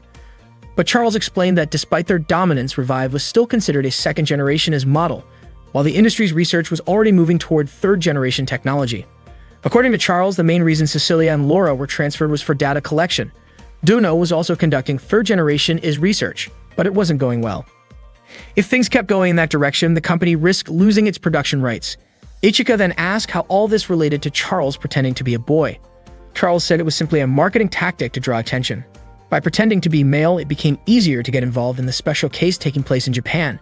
Duno believed they could gather valuable data on both the pilot and the IS unit, so the company sent Charles with the hidden mission of collecting data on Ichika. At that moment, Charles felt relieved for finally telling the truth. He thanked Ichika for listening and apologized for deceiving him. Ichika asked whether Charles could truly accept everything that had happened and just let it go. He pointed out that while it's true no one can be born without parents, that doesn't mean parents have the right to do whatever they want with their children. Charles was taken aback by that, especially when Ichika revealed that both he and Chifuyu had been abandoned by their parents. Ichika admitted he had no intention of ever meeting them again. Then he asked what Charles planned to do next. Charles said she would probably be called back to her country now that her secret was exposed, and she wasn't sure what would happen after that. If she was unlucky, she might even end up in jail. Ichika urged her to stay and simply keep everything under wraps. Even if others found out, he believed neither her father nor the company could touch her due to the Infinite Stratos Academy's rules. As long as a student was enrolled there, They were not under the control of any country, corporation, or organization. So essentially, she would be safe for at least 3 years, and during that time, they could figure out what to do next. Charles was amazed that Ichika remembered that part of the school rules, considering there were 55 clauses in total. Ichika admitted he was pretty good at reading books. Charles thanked him again for protecting her. Ichika told her not to feel awkward around him. Just then, Ichika accidentally caught sight of Charles' exposed chest and quietly let her know. Embarrassed, Charles quickly covered herself. She then innocently asked if it caught his attention. Naturally, Ichika admitted it had. To his surprise, Charles teasingly offered to let him take a better look and joked that he was being flirty. Ichika was confused at how quickly she jumped to that conclusion. Suddenly, there was a knock on the door. It was Cecilia checking in to ask whether Ichika was feeling okay, as he hadn't eaten anything all day. Without waiting, she stepped into the room and saw Ichika with a blanket wrapped around Charles. Ichika said he was taking care of Charles, who was feeling unwell. Cecilia apologized and asked if she could take Ichika away for a bit since she hadn't had dinner yet. Charles gave them the go-ahead. Without wasting time, Cecilia quickly pulled Ichika along to have dinner with her. Unfortunately, as they were walking through the corridor, they ran into Haoki. She immediately stopped them and asked why they were holding hands and walking so closely. Cecilia replied that it was only natural for a man to guide a lady. Haoki, not wanting to be left out, said she wanted to join them for dinner too, claiming she hadn't eaten enough earlier. Cecilia reminded her that eating too much could lead to weight gain, to which Haoki responded that she would just burn off the calories through her kendo training. Without hesitation, Haoki grabbed Ichika's right hand and insisted he join them both. Ichika had no chance of escaping because both of them playfully pinched him, not letting him go. After dinner, Ichika returned to his room, bringing some food for Charles. Charles thanked him and started eating right away, but was surprised to find that the meal came with chopsticks, something she didn't know how to use. Ichika offered to get her a fork, but Charles stopped him. Ichika told her that sometimes it was okay to rely on others. If she was always too modest or independent, she might miss out on things. He suggested that she start learning to lean on someone, specifically on him. Charles then asked Ichika to feed her. At first, he seemed hesitant, but eventually agreed, since he was the one who told her to rely on him from time to time. Ichika fed Charles, and she looked genuinely happy. Later that night, Laura was at the training arena, lost in thought. She was determined to eliminate Ichika, believing that he had stained Chifuyu's reputation. It was a regular morning in Class 1-1, and a few students were busy chatting about a rumor that had been spreading around. Whoever won the upcoming tournament would get to go on a date with Ichika. Haoki just sat at her desk, quietly observing the conversation. Cecilia asked if Ichika had actually agreed to this arrangement. Yuko explained that Ichika had no idea about it, and it seemed like it was a deal made among the girls themselves. Just then, Ichika and Charles arrived. Charles asked what they were all talking about, but the group quickly dispersed. Lingyan returned to her class, and Cecilia went back to her seat. Ichika, of course, was completely confused about what was going on. Earlier, Haoki had told Ichika that if she won the tournament, she wanted to spend time with him. That's why she was surprised this rumor had started going around. It was supposed to be just her and Ichika, no one else. Determined, Haoki decided she had to win the tournament. That way, there wouldn't be any room for misunderstanding. She reassured herself that things would be different this time, not like before. Back in 4th grade, when she was still in grade school, there had been a national kendo championship. Everyone had expected her to win, but in the end, she couldn't even participate. She lost by default, all because her older sister discovered the Infinite Stratos. The overwhelming power of the Infinite Stratos led to serious concerns over its potential use in warfare. As a result, under the supervision of security agencies, Haoki and her family were constantly relocated, and she ended up living separately from her parents. On top of that, Fabana, her older sister, disappeared. Haoki found herself under constant surveillance, repeatedly interviewed, and emotionally exhausted from the whole ordeal. Still, she kept training in kendo. To her, kendo was the one thing that made her feel connected to Ichika. But one day, she realized that she had become someone she didn't want to be. It turned out she had been using kendo as a way to vent her stress. Haoki came to understand that calling herself strong while using violence as an outlet didn't represent true strength. That wasn't the kind of strength she wanted to have. She began to wonder if she could still win, without misunderstanding what strength truly meant. And she made up her mind she had to do it for her own sake. Later that afternoon, Lingyan arrived at the training arena. Not long after, Cecilia showed up as well. Lingyan said she was there to practice for the upcoming tournament, and Cecilia admitted she had the same idea. Lingyan challenged her to see which of them was stronger. Cecilia didn't back down. Lingyan arrogantly claimed that everyone already knew she was stronger than Cecilia. Cecilia smiled calmly and said that the weaker the dog, the louder it barks, and to her, Lingyan's overly confident behavior seemed to fit that saying perfectly. Annoyed, Lingyan activated her Infinite Stratos. Cecilia immediately did the same. But just as they were about to start their match, a sudden explosion was fired in their direction, catching both of them off guard. It was Laura. She had launched the attack. Laura was using Germany's third-generation Infinite Stratos unit, Schwarzer-Rogan. Lingyan shouted at her, asking what she was thinking by firing at them like that. Laura smugly remarked that Shenlong from China and Blue Tears from the UK looked much better in person than they did in the pictures. Lingyan, angered, challenged her and called her a masochist. Laura dismissed both Cecilia and Lingyan without a second thought. She even insulted their home countries, saying they were only known for their large populations and historical lack of talent. This infuriated both girls. Laura then asked why the two of them didn't just attack her together. She was confident she wouldn't lose to a pair of losers fighting over a breeding dog. Cecilia and Lingyan were even more upset now that Laura had insulted Ichika. Fueled by frustration, they charged at her together. At that moment, Ichika and Charles were walking toward the training area when they overheard other students mentioning that the representatives of 3 countries were currently training at Arena 3. Shocked, they rushed over. Shortly afterward, Hoki arrived too, curious about what was going on. Ichika had no idea what Cecilia, Lingyan, and Laura were even doing. The battle raged on. Lingyan launched her Ryuhou attack, but Laura confidently said it was useless. Ryuhou couldn't penetrate the electric shield of Schwarzer-Rogan. Laura managed to stop Ryuhou's attack from Lingyan using her AIC. AIC, which stands for Active Inertial Canceller, is a third-generation weapon from Schwarzer-Rogan, also known as the Inertial Arrest ability. At that moment, Lingyan kept firing, but Laura easily neutralized her attacks. Lingyan couldn't believe her weapon was ineffective against Laura. Laura then extended a rope to trap Lingyan with ease, and she wondered why Lingyan's Infinite Stratos was considered a third-generation model. Cecilia immediately fired at Laura, who tried to dodge.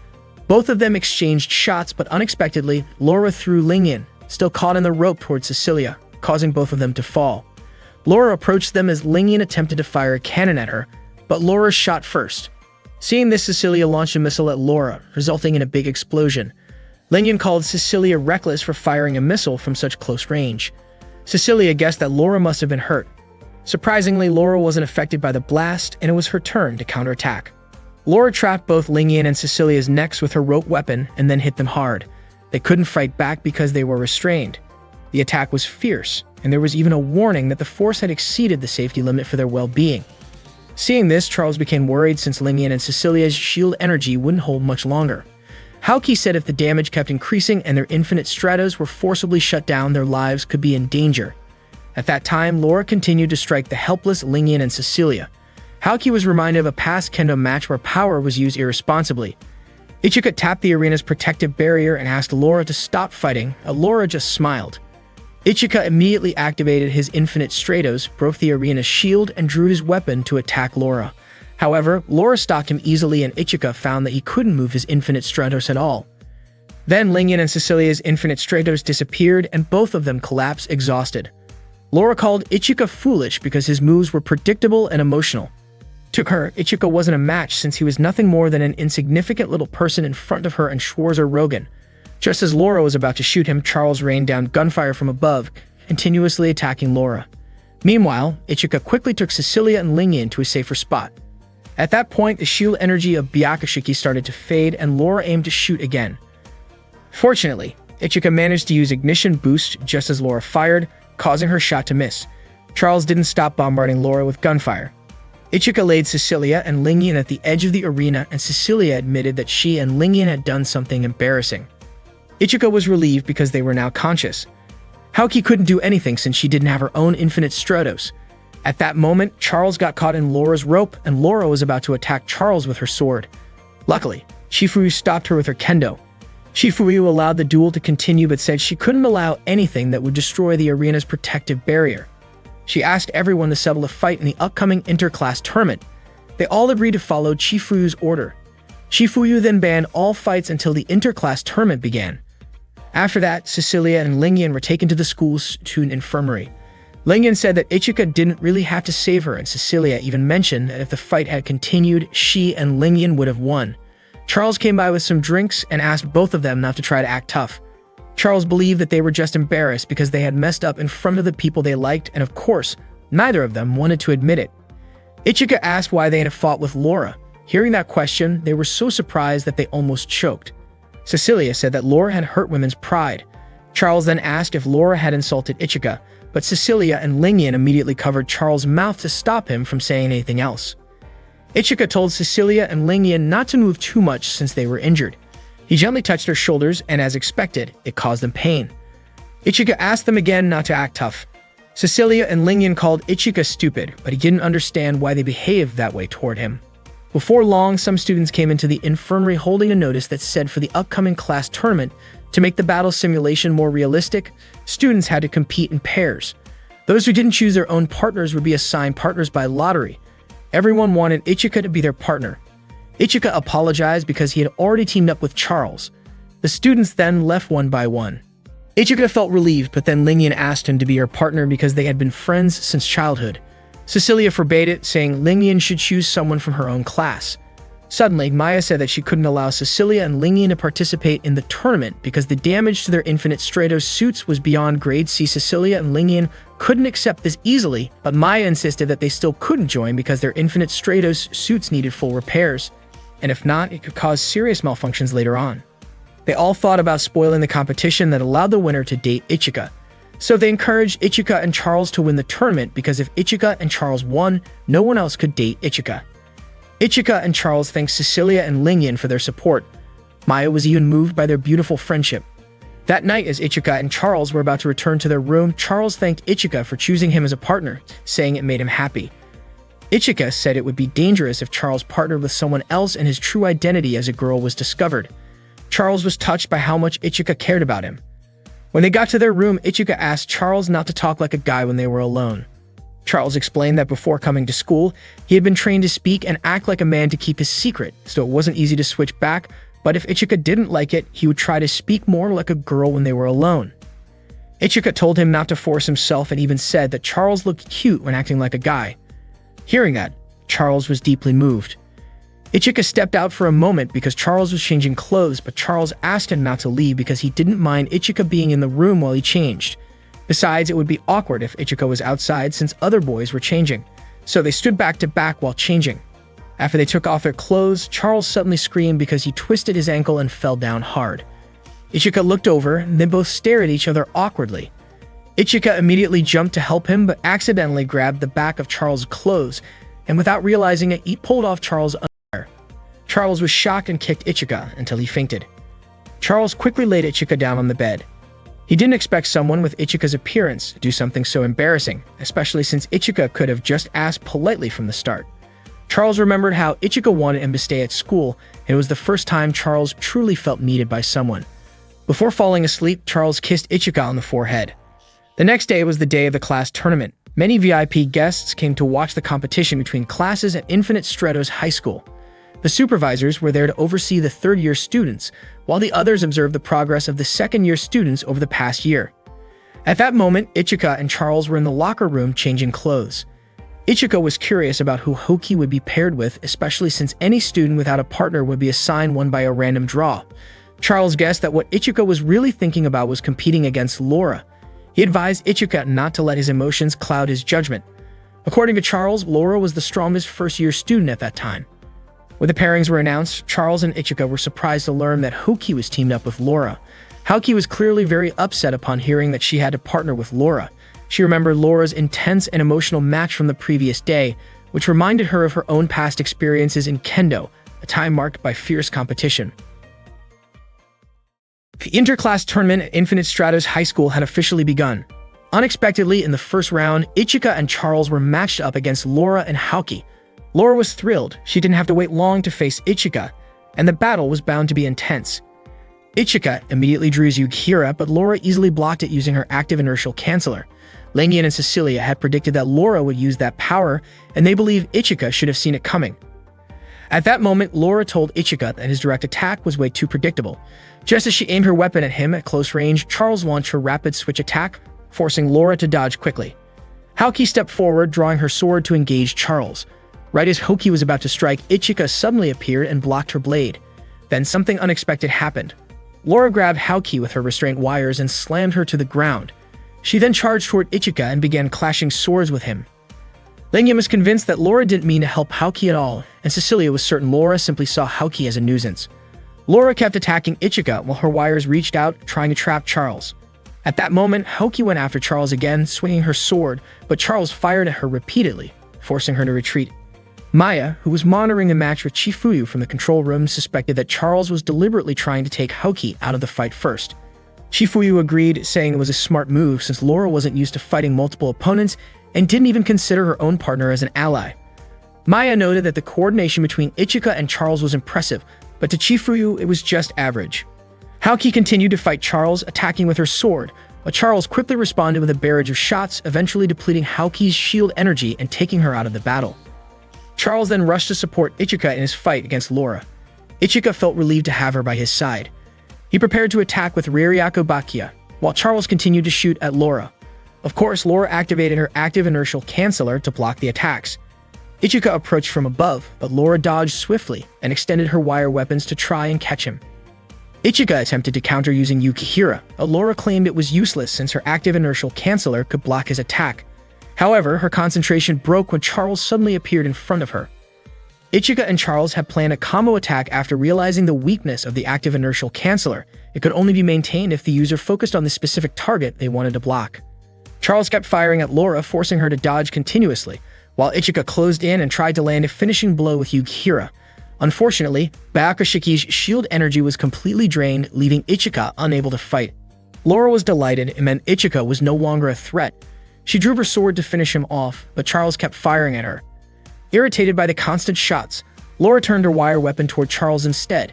Charles was knocked down, and Laura moved in to strike Ichika directly. Just as Laura was about to land a final blow on Ichika, Charles suddenly used her ignition boost attack. Laura was stunned. There had been no prior record of Charles having that ability. It was the first time she had ever used it. As Laura tried to activate her active inertial canceller again, Ichika shot her from behind using Charles' rifle. Frustrated and furious, Laura launched her wire attack at Ichika. Charles quickly closed the distance and fired a shield pierce attack at point-blank range. The blast drastically reduced Laura's shield energy and sent her flying. The audience was stunned. Ichika and Charles had actually managed to disable Laura. But it wasn't over. Charles rushed toward Laura and delivered a powerful follow-up strike. Laura cried out, refusing to accept defeat in that match. About Laura's story, Laura was created, born, raised, and trained solely for battle. She was unique, designed to be the best, at least until the invention of the Infinite Stratos weapon system. To maximize her potential, nanomakines were implanted in her eye. However, her body couldn't handle the strain, and she ended up being labeled as a failed product. Things began to change when she met Chifuyu. To Laura, Chifuyu was an incredible instructor. Thanks to Chifuyu's guidance and her role in the Infinite Stratos military force, Laura eventually became one of the strongest members of the unit. She deeply admired Chifuyu, often wondering what made her so powerful and how someone could have such strength while still maintaining a kind expression. Chifuyu became someone Laura deeply respected, someone she saw as strong, honorable, and special. Because of this, Laura couldn't forgive anyone who tried to change Chifuyu, and she refused to accept any version of her that wasn't true to who she really was. During a battle against Ichika and Charles, Laura nearly lost all her strength. In that moment, driven by raw emotion, she kept pushing herself, shouting out as she fought. Her behavior started to worry the audience. Chifuyu instructed Maya to issue a Level D emergency warning. At that point, Laura's body began merging with her Infinite Stratos unit, turning into a massive, out-of-control form. A danger alert was broadcast, and the match was immediately cancelled. Instructors were dispatched right away to handle the situation. Guests and students were told to evacuate the area. As Laura's body continued to grow, Ichika noticed that the monstrous version of her was wielding Yukihira, the same weapon used by Chifuyu. Watching from the control room, Maya commented that this transformation was different from the previous incident that happened on the moon. She was curious about what exactly had happened to Laura. Laura's new form had turned into a giant black Infinite Stratos unit. Ichika stepped forward to try and stop her, but Laura's attack was too powerful and knocked him out of his unit. Her sword strike even injured his arm. Ichika recognized the move. He realized it was the very first sword technique he had learned from Chifuyu. He figured Laura must have been copying Chifuyu's style. As Laura moved in again, Ichika tried to strike back, but Hoki stopped him. He was frustrated because, from his perspective, Laura was the one who started all of this, and he wanted to put an end to it himself. Meanwhile, back in the control room, Maya noticed that Laura had suddenly stopped moving. Chifuyu guessed it was probably an automated defense program that reacted to movement or weapons. Maya wondered what Laura's state of consciousness was like during that moment. Back on the field, Ichika was still trying to break free from Hoki's grasp. To snap him out of it, Hoki slapped him. Ichika then explained that Laura had mimicked one of Chifuyu's sword techniques, a technique that to him belonged only to her. This reminded him of something Chifuyu had taught him long ago. A sword is meant to be wielded, not to wield its user. And the weight he felt wasn't just from the weapon, it was the weight of lives taken by it. Ichika stood frozen, unsure of what to do next. Haoki asked how he planned to fight when his Byakushiki had no energy left. Seeing reinforcements arrive, she told him this situation could be resolved even without him. But Ichika replied that it wasn't about whether he had to do it was because he wanted to. Annoyed, Haoki asked what it was he really wanted to do. Just then, Charles offered to transfer some of her energy to Ichika using the core bypass revive system. After giving him her energy, Charles asked Ichika to promise that he wouldn't lose. He agreed, saying that if he lost, he wouldn't even be worthy of being called a man. Charles smiled and jokingly said that if he did lose, he'd have to wear a girl's uniform to school the next day. At the same time, Chifuyu instructed the other teachers to hold back their attacks because she wanted to give Ichika a chance to resolve the situation himself. Ichika thanked Charles and activated Byakushiki in its limited mode, choosing to summon only Yukihira. Before heading into the fight, Haoki reminded him not to die in this battle. Ichika asked Haoki to trust him and just wait for him because he promised he would win. He stepped forward and activated Raryaku Bakia. With a single strike, he was able to defeat the monster that had taken over Laura. Her body was released from the monstrous form and Ichika caught her just as she was about to collapse. Laura, weak and confused, asked him why he had become so strong and how he managed to gain such power. Ichika told her that he wasn't strong by nature. If he appeared strong, it was only because he had chosen to become strong, because there was something he wanted to do with that strength. He wanted to protect someone. He wanted to fight for others sincerely. That was why he wanted to protect Laura too. Later, Laura woke up in the student infirmary, confused and not understanding what had just happened to her. Chifuyu was sitting next to her bed and explained that there was actually a sensitive issue that needed to be kept confidential. Chifuyu told her that according to the Infinite Stratos Agreement, any use, production, or research involving the Valkyrie Trace system was strictly prohibited. However, the AIS system installed in Laura's unit had been secretly equipped with it. The system had been programmed to activate under certain mental conditions, such as extreme emotional stress, physical damage, and a strong desire to fight. Chifuyu made it clear that Laura didn't need to be anyone else. She wanted Laura to live as herself, and to never try to become another version of Chifuyu again. After Chifuyu left the room, Laura quietly laughed to herself. That night, Charlotte and Ichika were having dinner together in the cafeteria.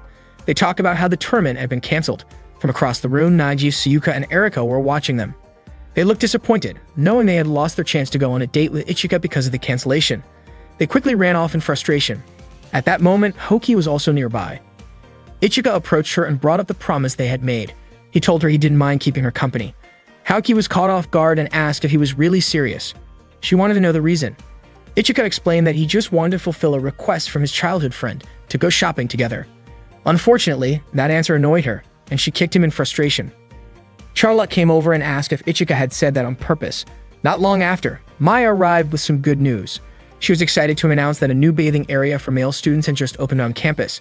The news made both Ichika and Charlotte feel a little more relaxed and less worried. After dinner, Ichika went to check out the new bath. He sank into the warm water, feeling the stress of the day melt away. A few moments later, Charlotte entered, wrapped in a towel. Ichika was surprised to see her. She shyly asked him not to look her way. Ichika quickly apologized and turned his head away. Charlotte quietly stepped into the bath and sat behind him. Ichika, still surprised, asked why she had come in too. Charlotte asked if he didn't want to bathe with her. Ichika said he didn't mean it like that. She offered to leave if it made him uncomfortable. But Ichika said he would leave instead if one of them had to. Charlotte insisted he stay. There was something important she wanted to talk about. They both stayed in the bath, sitting back to back. Charlotte explained that she had decided to stay at Infinite Stratos Academy just like Ichika had wished. She chose to remain there because he was there too. Ichika was visibly surprised, his face growing tense as Charlotte's hand gently touched his. She said she wanted to be honest with him and show her true self in that moment. Then she turned around and gently hugged Ichika from behind. He became even more flustered. She softly asked him to call her by her real name, Charlotte, but only when it was just the two of them. That name had been given to her by her mother. Hearing this, Ichika nodded and agreed. The next day in Class 1-1, Maya introduced a new transfer student once again. It turned out to be Charles, who reintroduced herself in front of the entire class and revealed her real name, Charlotte Dunois. With that, she no longer pretended to be a boy. Everyone in the class was shocked, although some had already suspected something was off about Charles. It turned out that the sweet boy they had known was actually a sweet girl. The class started questioning Ichika, assuming he must have known the truth, especially since he and Charles had shared the bath the previous day. Just then, Lingyan stormed into Class 1-1 in her Infinite Stratos unit, clearly furious. She was upset that Ichika had been rooming with the girl all this time without telling anyone. Terrified, Ichika panicked as Lingyan aimed her cannon at him. Fortunately, before anything serious happened, Laura stepped in and neutralized Lingyan's attack using her active inertial canceller. Ichika immediately thanked her for saving him. Without saying much, Laura suddenly pulled Ichika in and kissed him right on the lips. Everyone who witnessed it was completely stunned. They didn't expect Laura to act that boldly. Then Laura told Ichika that she wanted him to be her husband and that she had already made up her mind so she wouldn't accept any rejection from him. Naturally, everyone was shocked by Laura's sudden declaration. Even Ichika couldn't quite understand why she had asked him to be her partner.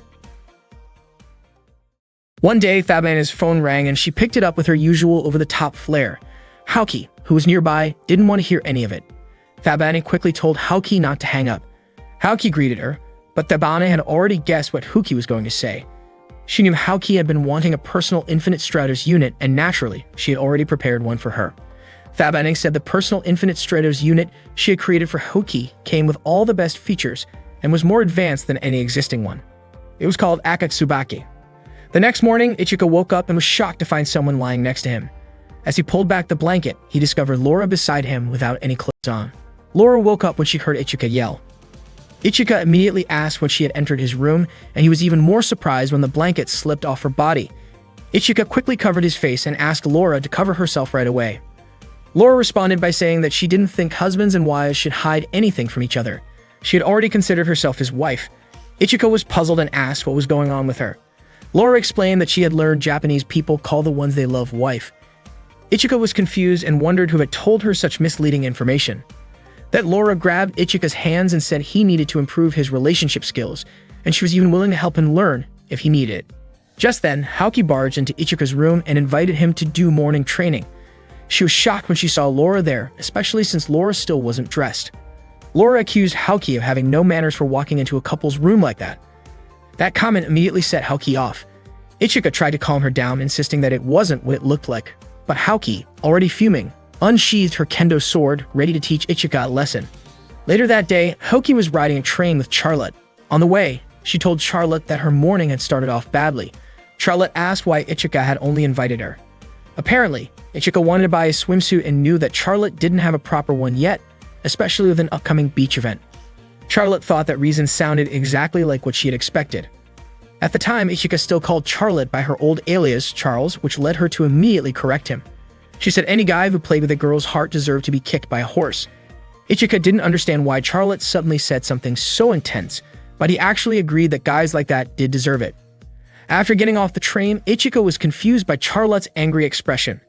Charlotte said she would forgive him if he agreed to hold hands with her. Ichika complied, saying it would be dangerous to get separated in an unfamiliar city, and asked her to hold his hand tightly. Charlotte couldn't believe how oblivious he was to her feelings. Meanwhile, Lingyan and Cecilia had been secretly following them. Lingyan was furious to see Ichika and Charlotte holding hands and activated a small part of her Infinite Stratos unit out of frustration. Unexpectedly, Laura had also been tailing Ichika. Both Lingyan and Cecilia were surprised to see her. Laura explained that she had no intention of hurting Lingyan or Cecilia. However, Cecilia remained suspicious and asked what Laura's intentions really were. Laura simply said she wanted to join Ichika and Charlotte. Lingyan commented that before facing an opponent, it was better to gather information.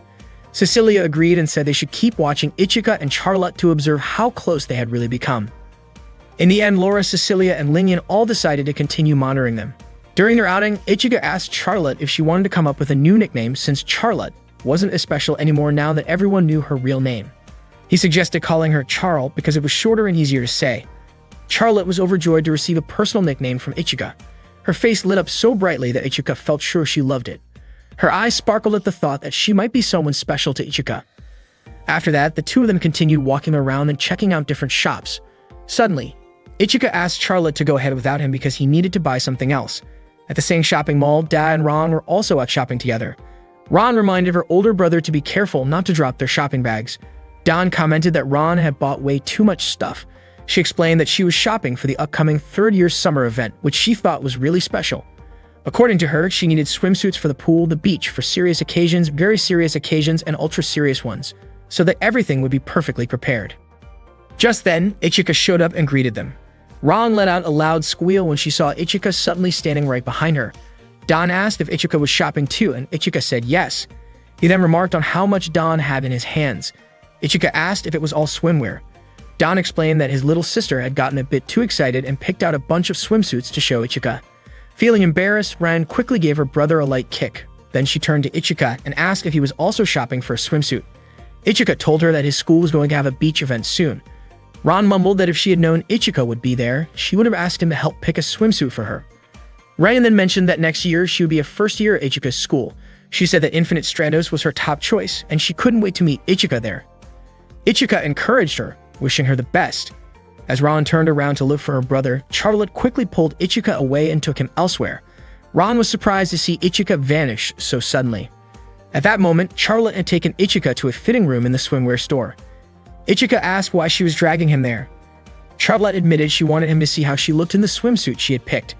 Ichika was confused and asked why she brought him into a fitting room. Charlotte told him to stay quiet. She had realized that Lingyan, Cecilia, and Laura had been secretly following them. Meanwhile, the three of them were wandering around, clearly lost and unsure of where Ichika had gone. Cecilia suspected that Ichika and Charlotte might have noticed they were being tailed. Laura, meanwhile, was realizing just how many kinds of swimsuits there were. She overheard some customers talking, saying that if someone bought a plain swimsuit, their boyfriend might not like it. According to them, even if everything else was perfect, wearing a boring swimsuit could be a big mistake. Back inside the fitting room, Charlotte was still keeping an eye out. She knew that once the others found them, they would definitely try to get in her way. She asked Ichika to stay put in the changing room while she quickly tried on the swimsuit. As she began changing, Ichika got startled and quickly turned around. Charlotte seemed unsure of what to do next. Ichika grew more confused, not understanding what Charlotte was really trying to do. He couldn't believe Charlotte was actually getting changed, and he tried hard to push any awkward thoughts out of his head. To distract himself, he started mentally reciting the digits of pi. Not long after, Charlotte finished changing into her swimsuit. Ichika was stunned when he saw how she looked. She asked if the swimsuit looked weird on her.